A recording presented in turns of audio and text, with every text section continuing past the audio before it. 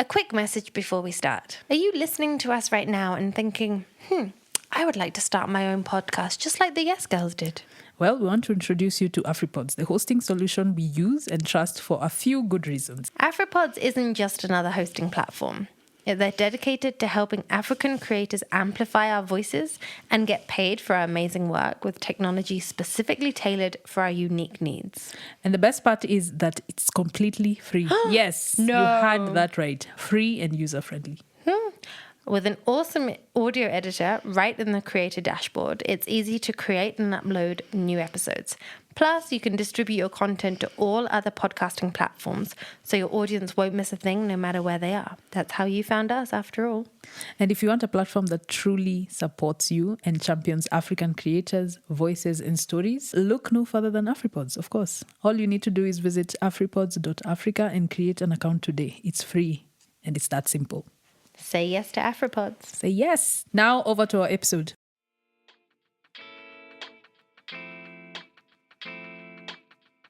So for this brand new and huge topic of motherhood specifically, we thought, let's get a real expert in.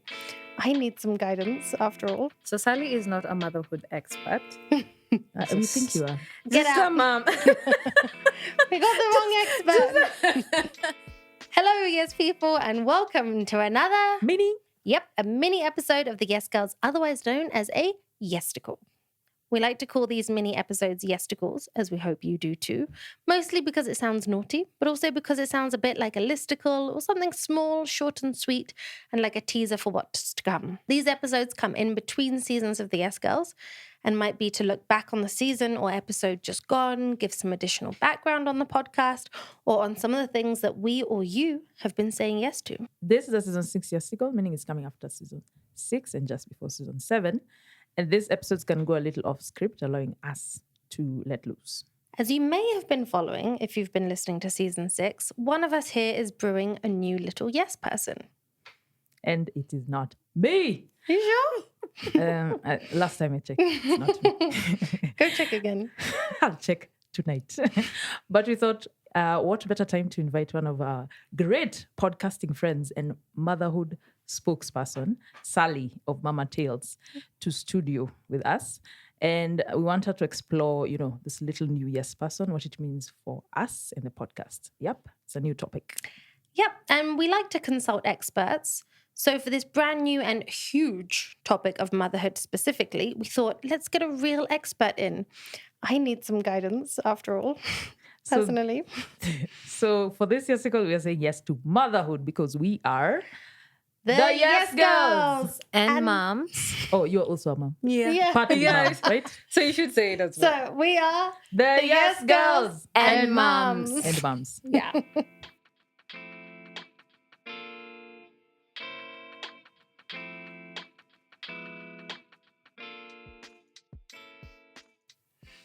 So, Sally, why don't we start off with an introduction? In your own words, who is Sally and what is Mama Tales?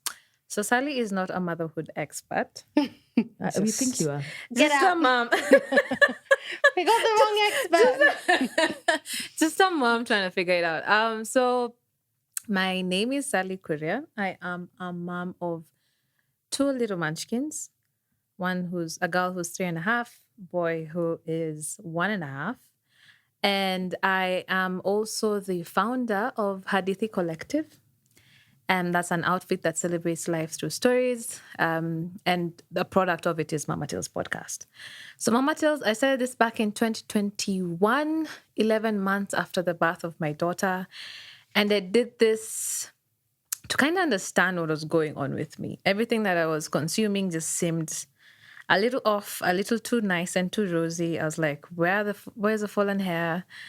Why is no one talking about the fatigue? Where's the real stuff? So I kind of just started this off on a whim. Couldn't sleep one day. The idea came to my head. I was like, I need to make this happen. I didn't know if anyone would want to share this, but one thing I've learned over time is that motherhood brings community. Motherhood brings a lot of shared experiences. So at a drop of a hat, a mom is always ready to share. right? So I put out a call, be like, hey, does anyone want to share the story?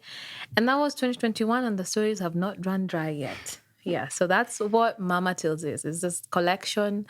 I mean, it's a podcast that celebrates our collective motherhood journeys, the ups, the downs, the weird things, all just trying to understand what is happening. Cool. And I'm happy to be here, right? No Welcome. expert, but someone. You are definitely the expert in this room. Let's put it that way. Definitely.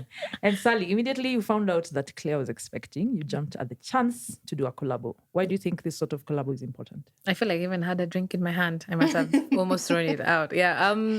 I think one, I'm usually very excited when I hear someone is about to be a mom. But also have a bit of, I don't think I have the right word, but I'm usually also very cautious about it because I know the reality of it. Yeah. So as much I take any opportunity that I can, I have, especially if someone is very willing for it, to share, right? So Claire, being a podcaster who's very excited about saying yes to a lot of new experiences, is like, well, when I have the experience for you.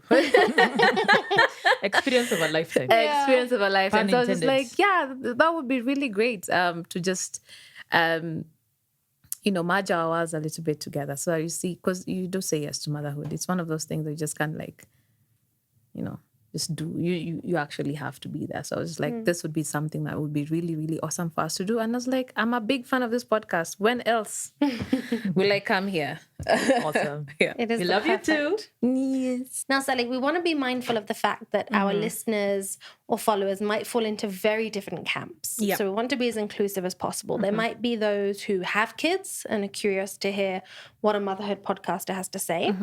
And there might be some who know they probably don't ever want kids, kind of like me. And then those who are on the fence, undecided, also maybe like Akumu on certain days. Yep. Or maybe they're not there right now, or they don't feel like they've reached their age or met the one. Or there's those who might not be able to have kids or are currently struggling to have kids themselves, which is a whole different sort of journey. So how can we introduce the topic of motherhood to be as inclusive as possible to everyone? Or is that even the right way to refer to the topic? What are your thoughts? Motherhood expert. You want to- Motherhood experiential person. Anyway, here's the thing, right? And I've seen this with a lot of people, before you actually step into it, you have all these grandiose ideas of what motherhood is. You're like, every woman should be a mother. Motherhood is this beautiful gift we're given and stuff like that, right?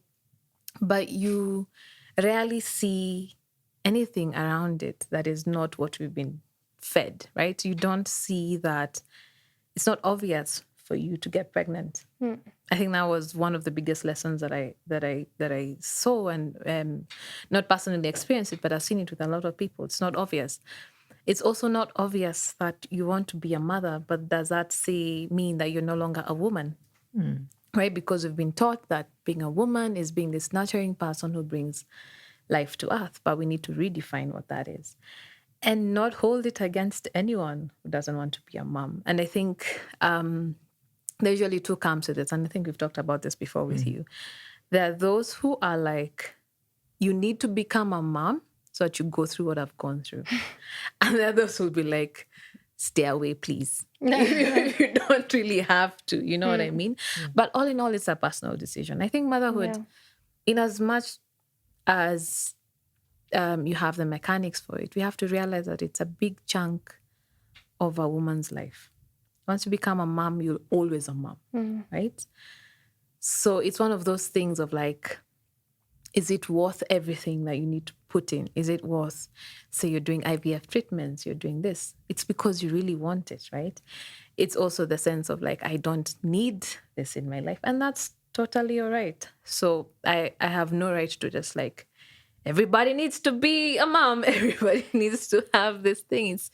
It's a whole thing, right? It's a very personal topic. And I think we need to keep reminding ourselves of that fact that it's a choice like everything else. Just because you can do it Doesn't mean you should. That doesn't mean you should, right? And just because it seems seemingly hard to get to it, doesn't mean you have to give up either. There's so many other ways to do this. So I've definitely become a lot more cautious when it comes to motherhood. And I think platforms like Mama Tales kind of help us see that. Because even on the show, I've had women who are not interested in being mothers, and they talk about their perspective.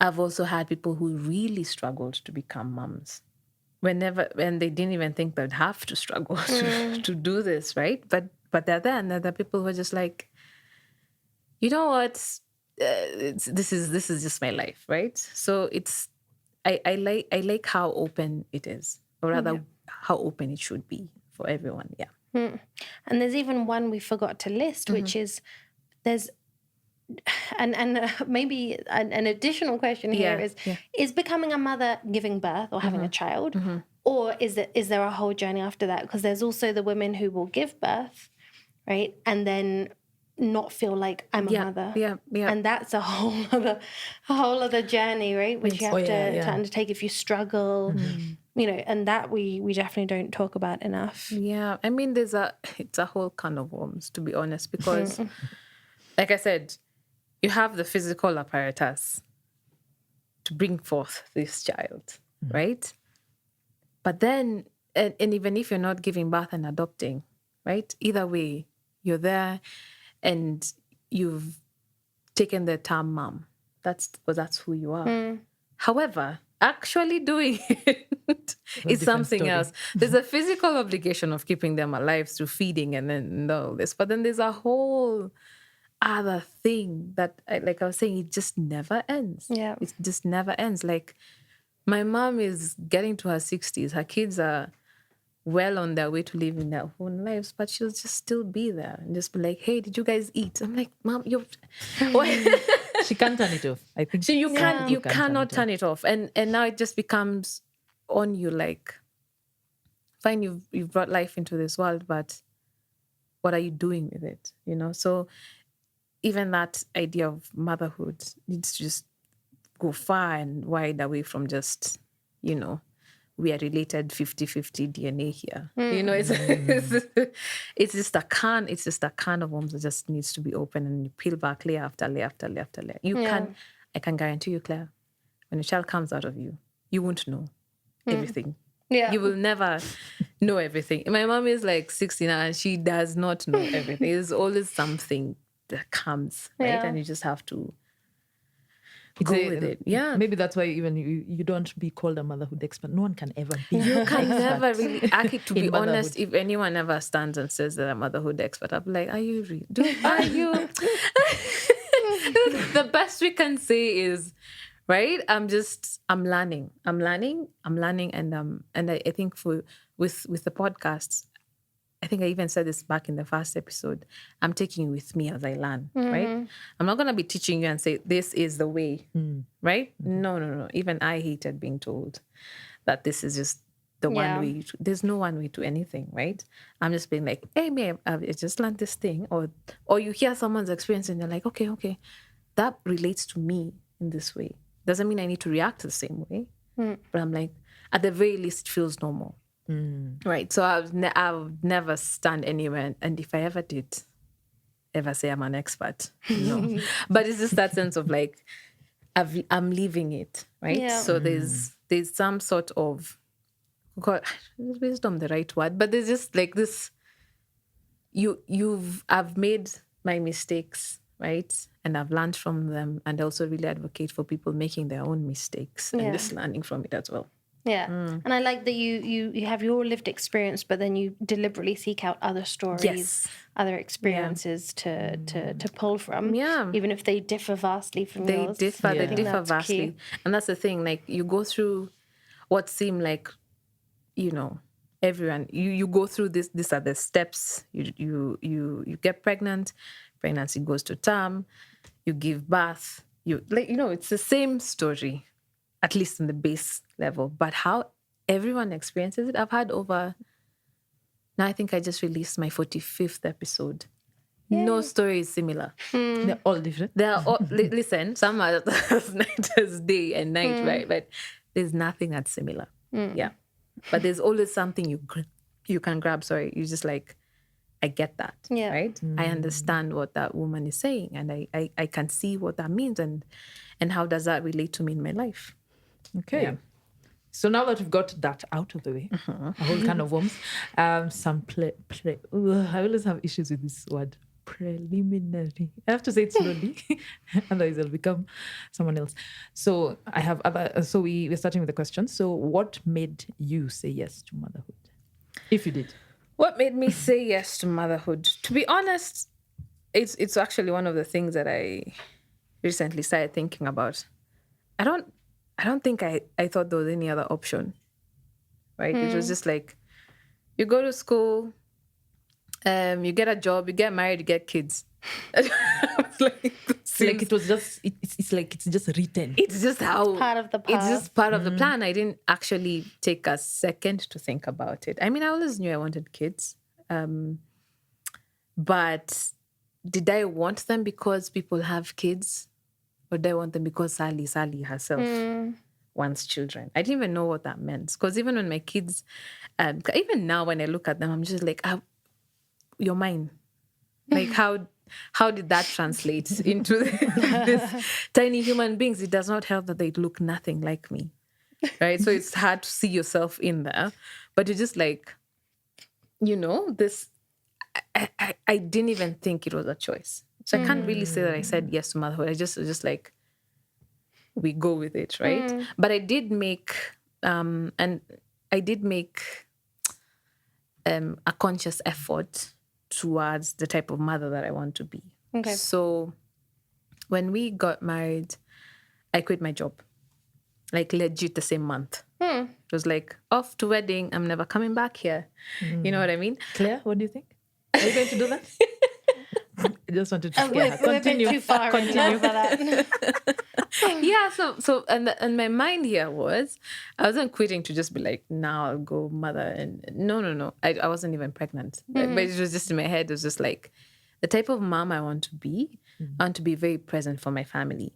And this 8 to 5 gig is not catching it, right? It also, I also had my own professional ideas and stuff like that. So I was just like, let me give myself time to create this new career or life that will be flexible for me to be able to be the primary caregiver for these future kids, right? Plot twist, a month later I was pregnant.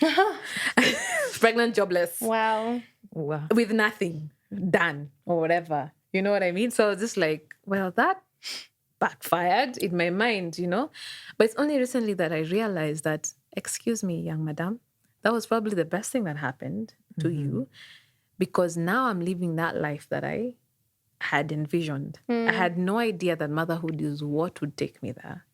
None whatsoever. In fact, I thought motherhood was, well, sis, you've just ruined your life now. Like, that's it. Like, this is you. I even tried the whole housewife thing. Not to bash, but it was not for me. But I tried it. I tried it. At least you know. At least I know. I was just like, I did it. It was great. But this creative itch just never left, And then I just started dabbling this way. But did I say yes to motherhood? Not consciously, but I did make some conscious efforts to make sure that I'm prepared for it. So maybe in a way, maybe I did say yes. You did say yes, even during, right? Yeah. You didn't necessarily say yes before, but you found yourself there. And I was just like, no, it was really fantastic. I mean, it was, when I found out, I was scared, but there's that slither of like, yay. Yeah. It's actually happening. Yeah. And that perfectly demonstrates the difference between birthing a person and being a mother. Yes. I guess, right? Yeah. Becoming a mother and being conscious as a parent. Yeah. Parent, mother, whatever you want to call it. Yeah. And so would you say that it has been, maybe the motherhood part more than the pregnancy and giving birth part, has it been the biggest challenge you've ever said yes to? Let me tell you, it's been the biggest thing ever that I've ever done with anything in my life. Let me give you an example. I think my daughter was, say, 2 weeks. I had it wasn't great. It wasn't a great start to motherhood. Just physically, just everything was just not going well. And I just sat there at the edge of my bed, staring into a closet, holding her, and just tears just falling down my face. I was just like, what is this? What is happening? I was so overwhelmed, And then my husband comes in, and he came in with the most unlikely thing. If anyone knows my husband, this is the farthest thing that my husband would ever do. He had printed out a large printout of the Serenity Prayer. My husband, for context, is not religious in any shape, way, or form whatsoever, right? But here he printed out a prayer of God grant me the grace to there was a time I'd memorized it with everything, and we put it now in the cupboard and we just looked at it. It's like, yeah, we need some grace.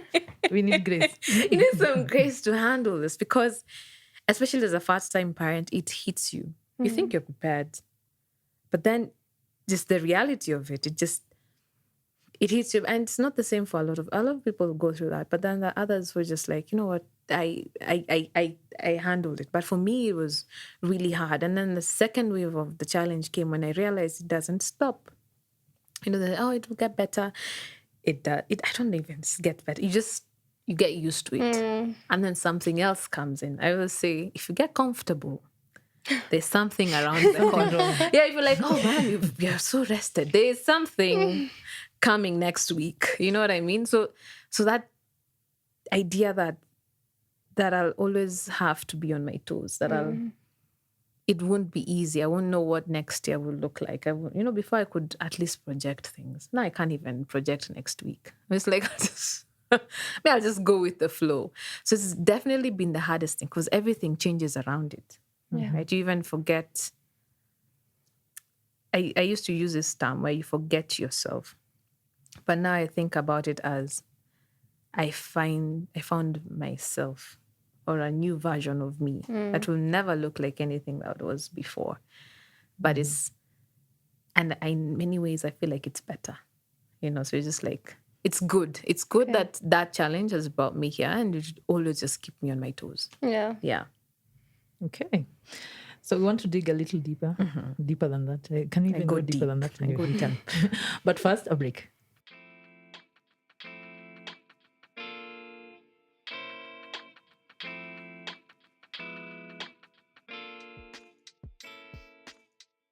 So, Sally, we all know that parenthood is a lifelong journey.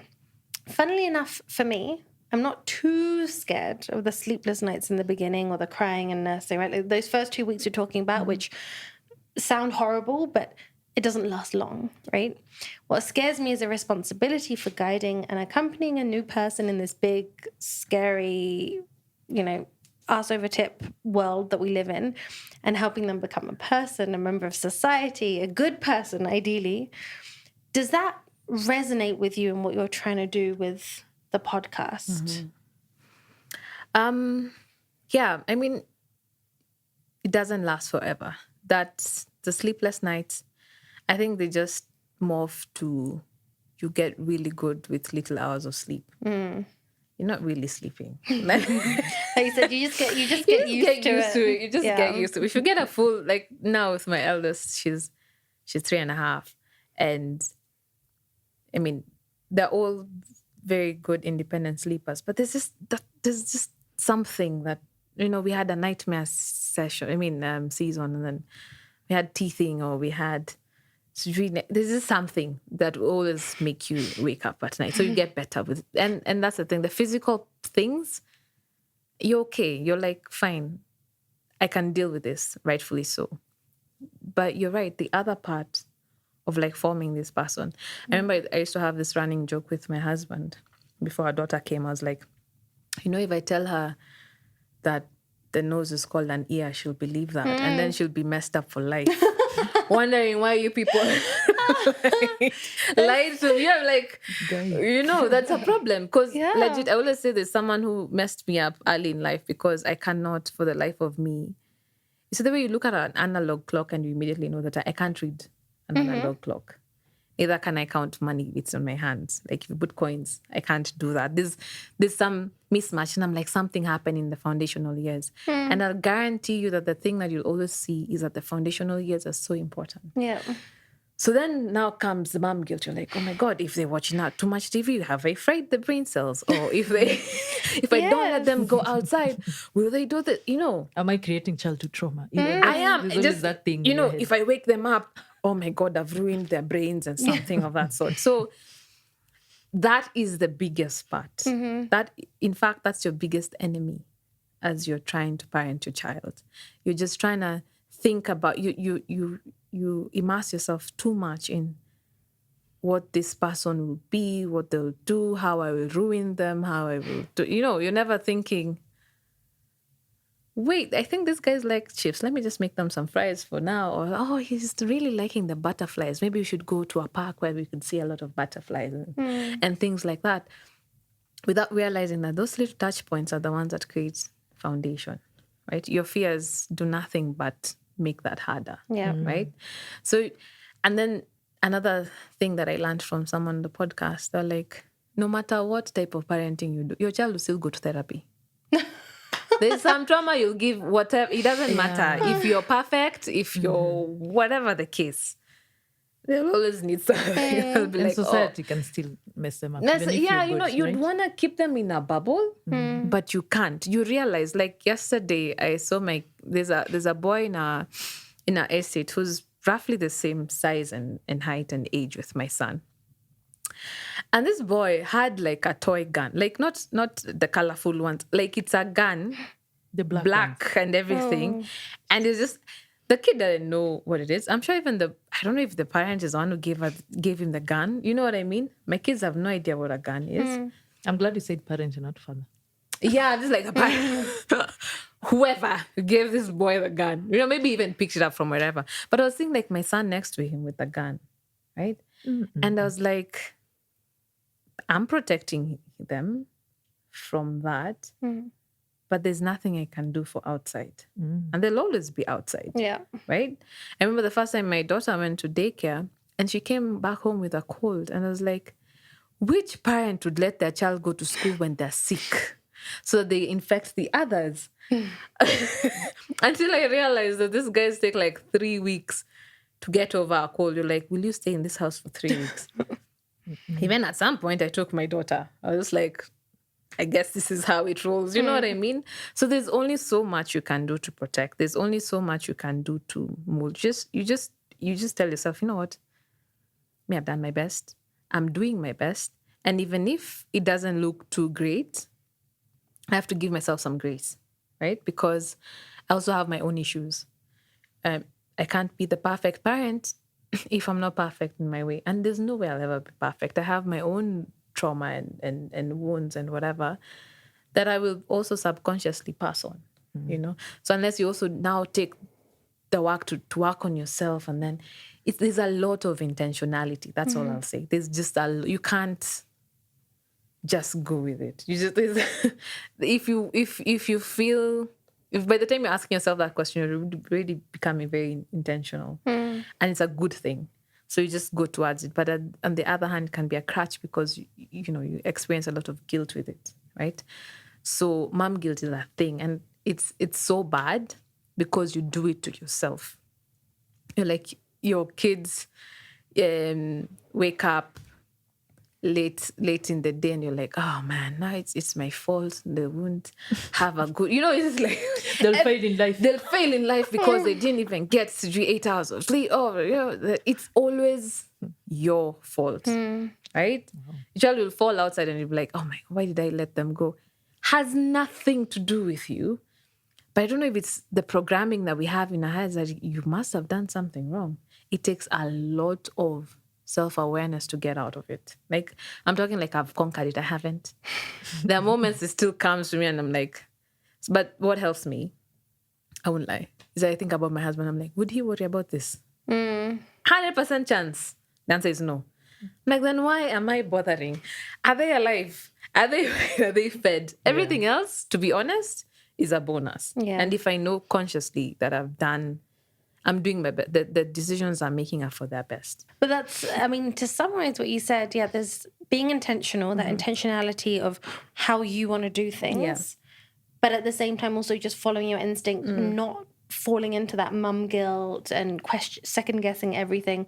If your kid likes butterflies, then go to the park to show them butterflies because they'll enjoy it. So that duality is really interesting. And then also going easy on yourself and saying, I'm doing the best I can. I can't control everything. Yeah, that one you have to practice it. I won't lie. It's even now I just have to keep thinking about it. Just like I can't.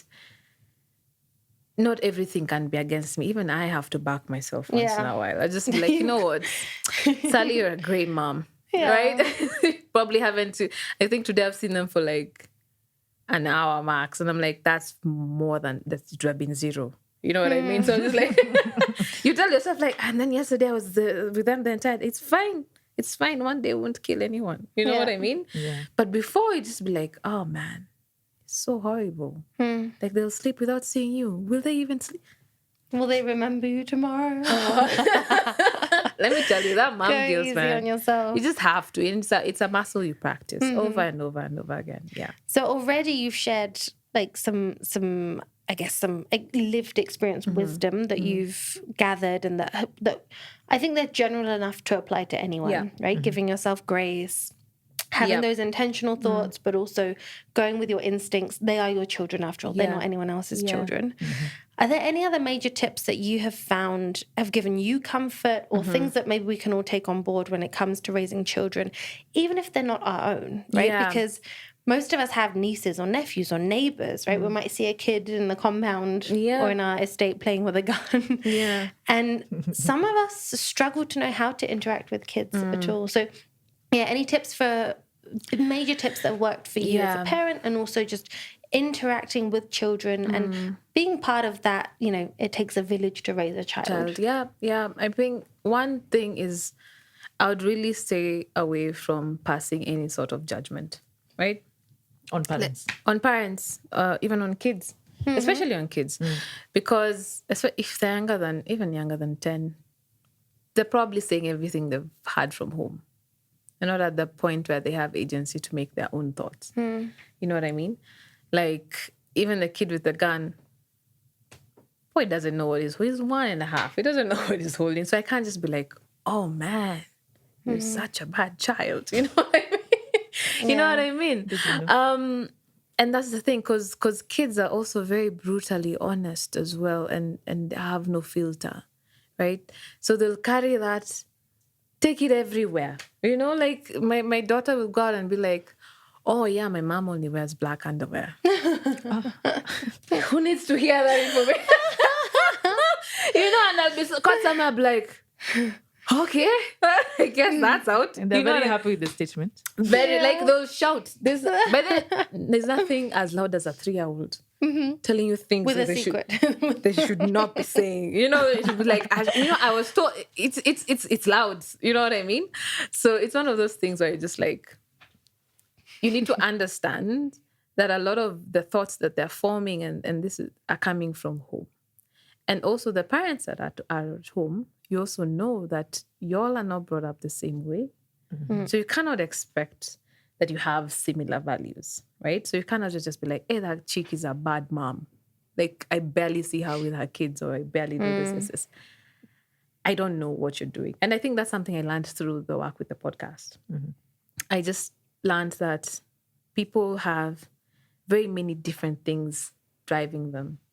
So I might have my own perception of it, but I don't need to share it. I don't need to make it influence how I interact with someone. Unless someone is putting somebody in danger, then I'd be like, maybe that's not, And the other thing with kids, you really have to slow down. I think that's something kids have really taught me, and it's something that I keep practicing, and I tell people, just slow down. First of all, the things move really quickly with them. So you might be here trying to think about when you start to wean them to start eating food and stuff like that, and they're barely opening their eyes at 2 weeks old. But you've already started going. They're like, oh, I need a big supply for when I go back to work, and you're not even seeing this person who can't even see you very well. She's just trying to make out your features and stuff like that. So even taking a minute to just sit with them, follow their eyes, where the eyes going. It's a very calming experience. The other thing about it is these kids, it's the when we enter a room like this, you've already seen the things that matter to you. You've seen the mics, you've seen the couch, you go there. The reason kids go everywhere, it's because everything is new. And everything is interesting. Everything is interesting, right? So they'll be slow. Even when you're walking with them, they'll be very slow. They'll be like, oh, what is that? I need to go see that. And then sometimes you're like, wait a minute, have I even noticed that there? Yeah. You know, like there's some things my son gets to in the house. I'm like, we've had that there. I'm like, I didn't even see. I didn't know that was there. But it helps you see the world. And I say this especially with people who are interacting with. I'm actually very awkward with kids that are not mine. Really? No, I'm not a You kids look person. like a natural. Like, No, I think you would. No. I panic with children. It's just that mine can't refuse me. You know, they don't have a choice. But I do actually panic with children. But what I noticed is if you show interest in what they're doing, you're not. I've seen that. Yeah. Yeah. I've experienced that. Don't even say, "Oh, good job." No. Someone does a puzzle, you're like, "Oh, could you show me how you did that?" And they're so excited. Oh right? my God, it's like you've given them everything that they need in life, right? Yeah. So it's like, oh, let me show you. I'm like, oh, my daughter comes up because she's still learning how to speak and how to this and how to construct sentences. So, and her imagination is wild. I'm pretty convinced she has an imaginary friend. I thought those were lies, but she does have one. He's called Johnny. He can't. He's like, I'll go sit somewhere like Johnny Mekiti. She talks with Johnny. Yeah, this is just. There's a time she was very obsessed with this song, Johnny, Johnny, Yes, Papa. So I'm assuming, I don't know. But you see, she'll tell you a full-on story about this thing. And you don't know if it's are we talking about a dream? It's something that you're seeing. And but if you enter that world, oh man, it's magical. Right? But you see, us, we're always in a rush. We're just like, you want to move things along. You want to do the next thing. You have very little time for imagination and stuff like that. But you just take that minute, just like, let me enter this world a little bit. You'll even understand why they get angry. You know, like, you know, like say she grabs one of the toys and there's a good example. My daughter does this very big imaginative playthings. So she has a toy stuffed monkey that she likes changing the diaper and everything. But when she does that, she moves around with like a bag. It's an old chocolate bar bag. It's empty. And then there's just knickknacks in there. There's nothing really useful. There's a toy car. There's maybe some wipes and stuff. But she moves around with it, with this monkey. My son sees the car in the bag and he wants the car. So he grabs the car. My daughter just flips. And I'm like, but you're not using the car. But she has a plan for it. But she has a plan for it. It's part of her thing, right? And she gets very angry, right? It's very easy for me to be like, you're being silly and reasonable, and I'm gonna get mad at you, and you know this, and then I shout. But I haven't realized that it's like you on your desk. There's a reason something is on there, and then someone just grabs the thing. You're like, hey, I was using that. You know what I mean? So there's this, you just need to, sometimes I'm always just like, enter this child's world, even go down to their level. Actually, they say that even physically, if you're talking to them, you go down. Go down. They also see you. Yeah, you're towering. You tower over them and then you shout. Yeah. But if you just go down and then even look around, I just say the best tip for baby proofing is just go down. What are they seeing? Yeah. That's exactly what they're gonna go for. Yeah. So if it's something you don't want to be touched, move it up a level. You know what I mean? But that's it. With kids, you just have to be you just slow down. Don't pass any sort of judgment.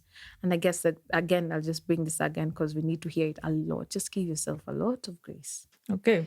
So now your podcast is obviously Kenyan. Yeah. And you're raising kids in Kenya. Do you see any disconnect between your content or what you're advocating or even what you've been taught and feedback and learnings from other countries? Like, do you feel like raising kids is very different in very different parts of the world?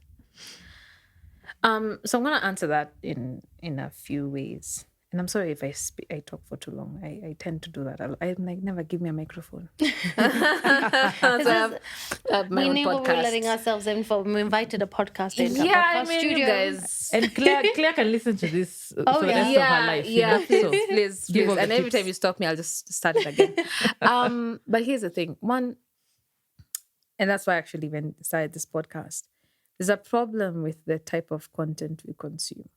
The apps that we're using to prepare ourselves for motherhood and birth, and the ones that we use to even support us, because I am a big proponent of apps and books and stuff like that. They're all very Western based, right? So you wouldn't quickly relate to something, right? So even this sense of, I remember things that I wasn't really relating with a lot. I used to use this app called Baby Center. Is like moms, I think as early as 8 weeks are like, oh, we're doing genetic testing to do the gender of the baby. And I'm like, that's a thing you can actually do. Me, I'm very used to like, you'll wait until week 20, you go to an ultrasound and you know, you don't, it's not that big a deal here to figure out genders. I mean, it's now becoming, but before it was just like, bruv, you'll just give birth to a child. It's not that big a thing that you have to go extra to do this. Next is just like even how you describe rashes and things and colors, and like if your child turns blue, I'm like, there's no way my child will ever turn blue. That's true. I'm like, what other color should I be looking for?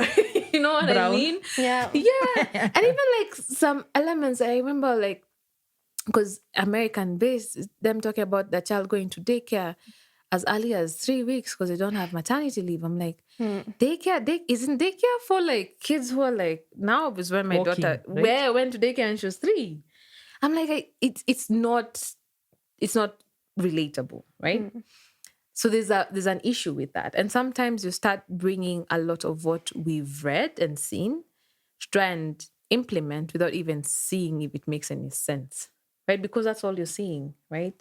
That's everything. That's just like, you have to do this. Especially, I think another big thing was something like tongue tie.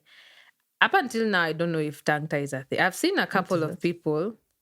I don't know. But it's something that will make it harder for your child to breastfeed. I think I've seen it with one other person. Get like the thing under the tongue is like too tight and you have to get it loosened. Yeah. That was a big thing on Baby Center when our kids were born. I kept looking at my daughter and my son. I'm like, am I missing something? Is that the reason we're not feeding well? Is that, but it's not anything that we see or we are sensitized to, Now, all of a sudden, there's a lot of disconnect, at least when it comes to that. But on the other hand, I see them as a way of thinking out of the box. So it depends on how you use this information, right? So one of the biggest helpers for me, I call it our third parent, is this book by Gina Ford called The Contented Baby. And that book is it has brought even issues even in the Western world, wherever it came from, because it's from this woman who's not a mother, but has been a nanny to, I think, thousands of families, right? So she's created a formula to try and help you predict your baby. And people always tell you kids are not predictable. You can't be doing this. You can't do that. You can't do this. There's a lot of can't, especially in our setting. Like, you really just have to do it the way your mother did it, But she comes, and I think the biggest things are like, one, setting some sort of feeding and napping schedule. I remember when I tried that, my mom was just like, you're being stubborn. You're trying to manage your child like a project. No one knows what a child is. But if you think about it, even the people who don't have any schedules, your child has a schedule, right? So something like the day starts at 7, it ends at 7. So even until now with my kids, our days start at 7 and they end at 7. That's when they go to sleep. And then now you organize things underneath. There's a idea of waking a sleeping baby. I didn't know how big of a deal that was until I started waking up my child, and I'd be like, Oh, and a lot of things are just myths. Oh, you interrupt their brain cells and stuff. I'm like, I'm just waking someone Make up. them dumber. That's what they say. Yeah, you like hurt them somewhere. I'm like, how? If they're napping for 3 hours, this child is not gonna eat or sleep. Like, it doesn't make any sense. There has to be some structure to this. I'm a person who loves structure, so I used that to create some things like that. And then another big proponent for me was baby-led weaning. Mm-hmm. This I did get from the Western world. The foods didn't make sense. I don't even know what an applesauce is. Yeah. As a first meal, I was like, I don't get it. You know what I mean? As it's uji and stuff like that. But the mechanics of it made a lot of sense. Yeah. We need to trust that a child can learn how to chew, can learn how to eat the food that you eat. You guys need to eat together. You know what I mean? Not they're alone or somewhere stuck on a high chair and you're just feeding them. If all of you are eating together, that child is more likely to eat. If you don't put pressure of like, you need to eat everything there on that plate. Hey, story of our lives. You know, thank you. You're like, you have to eat everything that's on that plate, right? And then I ask you, when's the last time you ate everything that was on your plate?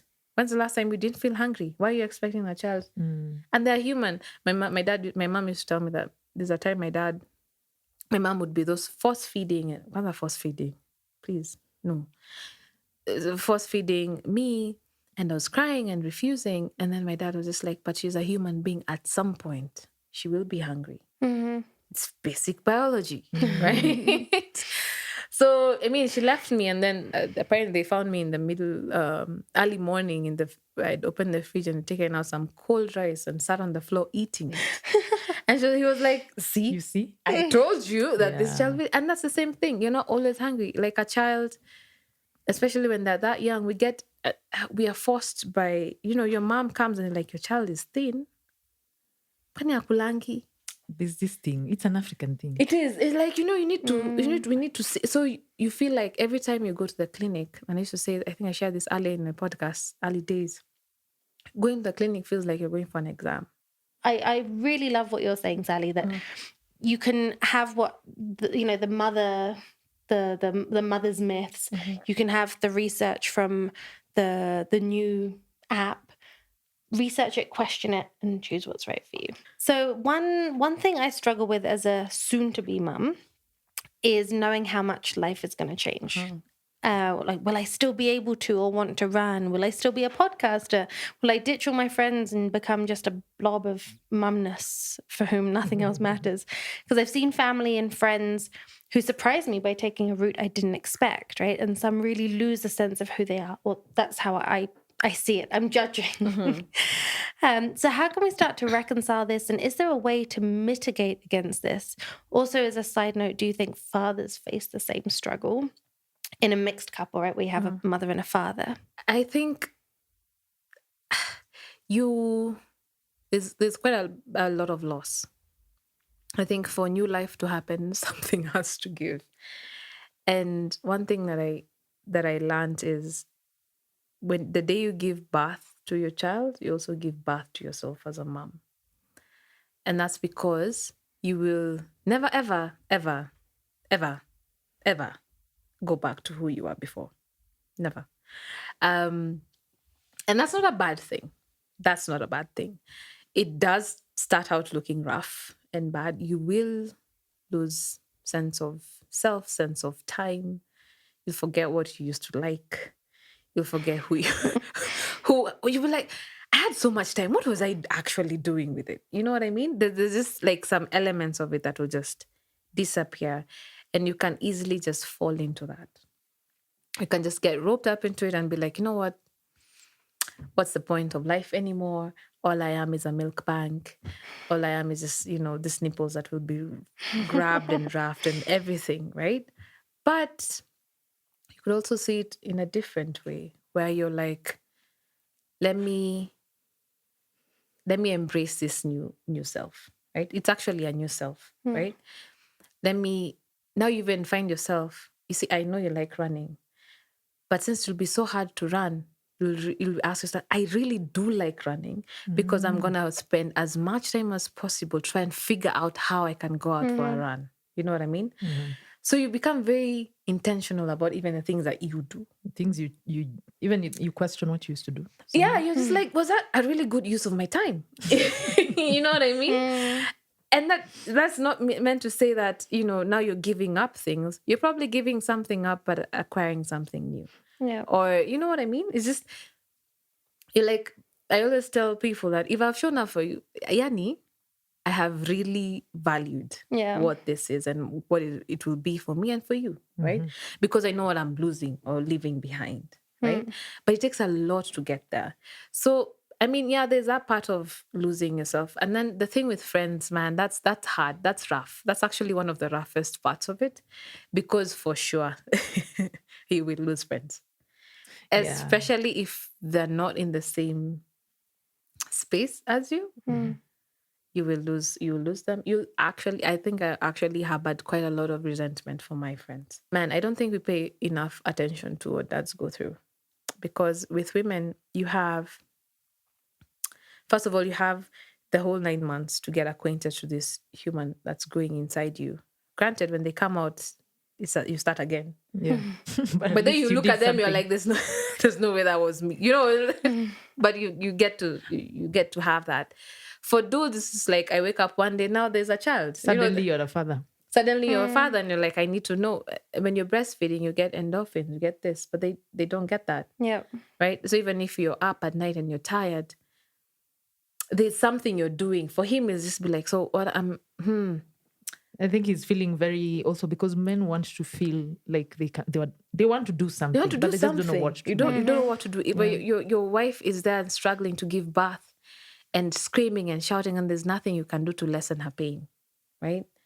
Or you're being kicked out of the room because, see, you're a man. At home, you're trying to calm down the baby. And I've even found myself doing that. I'm trying to help my husband through it. I'm like, no, let me just do it. But he's trying to figure it out himself. Yeah, and you should allow him. I should allow him to do it, right? Because that's the thing. Now you start realizing, you stop using the word, help me do this. Like it's your child too. Like you're babysitting. It's not babysitting. It's like you're taking care of your child. You know what I mean? So you have to give them, you can't all of a sudden wake up and trust that they know what they're doing if they never even got the chance to do it anyway, right? They need to learn as well. They need to learn. Like these days, when my daughter wakes up at night, miss, I even turn. I'm like, bro, your daughter is calling you. Like, go. I'm like, go be a father. If they come to the bed, I just grab my pillow and I go to hers. I'm like, hey, bro, it's not for me. You know what I mean? But that's the thing. I think for us, since we got her during COVID and we didn't have help in the house, so he just had to. He wasn't helping. He was participating, right? But but there's a struggle. And I was even telling you, like, your husband is your support person, right? But they need a support person too. Especially during labor and all that stuff.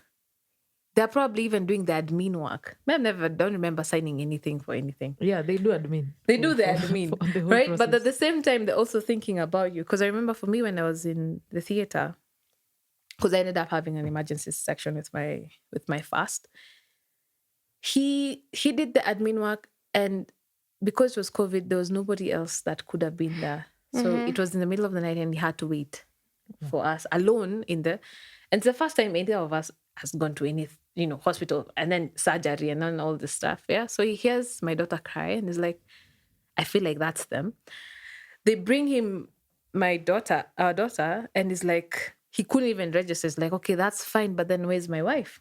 And they're like, the doctor will come talk to you about that. He's like, what do you mean the doctor will come talk to you? So scary. Already he's just thinking, now I'm alone, Dad. Like, what do you mean? Where's my wife? He doesn't even register. That's scary. That there's a child there now, right? And the doctor comes and says, we had a complication in surgery, and because what happened for me is just like the meds ran out, the anesthesia ran out, so I started feeling the pain. Oh. So when I started explaining that, then the doctor just like put her under, right? So I had to be taken under. But then that meant that it wasn't like I could just be rolled out immediately after the baby, right? I had to stay. So my husband was just like, I'm not strong enough to. So he had to call someone, just be like, I need I need like how did we move from laughing 1 second to now telling me that my wife is not coming out anytime soon? You know what I mean? So there's that sense of like, they're also very vulnerable. They need to understand. Unfortunately, at some point, you have to tell them exactly what help you need. But eventually, you won't have to. They'll just grab it, right? And then also giving them the agency over the kids. I say giving because, I mean, kids tend to be the mother's child. The mother's responsibility. So you're it's like you're letting someone in to taking care of them, which is not how it's supposed to be. It's a parenting. Should be like an equal thing. But because of how we've been taught, we grab it so much that you're like, Amma, maybe you can do this. And it's overwhelming you. You're like, if you could just let go and bring your partner in it and be like, let's try and figure this out together. You know? Let them be a partner in it. Yeah. And not a helper or an assistant. No. Yeah. So I think that would even be better for dads. I think that would be, they'll now feel like, wait, now I understand my role here. I know how best to support you.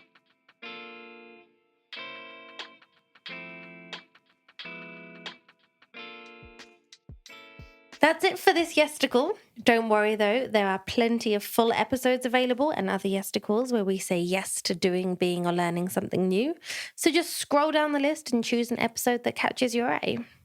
And please do take time to rate and review us wherever you're listening. It helps others become yes people, and you can be a trendsetter. And another thing, please share this episode or podcast with someone who will enjoy it or relate or both. And as always, reach out to us on social media if you have an idea for an episode or want to get involved through sponsorship. Our inbox is always open. You'll find us everywhere at Yes Girls Podcast. And Sally, where can we find Mama Tales or more about you? Yeah, you can find Mama Tales on every major podcast platform, that's streaming platform, audio fast. I am on YouTube as well. Not too much, but it's there. So just check at Mama Tales Podcast. And then there's also the socials at Mama Tales Podcast on Instagram and TikTok. And there's also a newsletter that goes out. I feel like it's really good. It is. I'm just, nice. I don't know. Well, in my mind, I'm just like, it's fantastic. But you can find that. Just head on over to mamatalespodcast.com. And you yourself?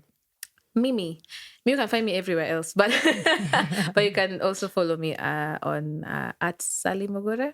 That's on Instagram. Yeah.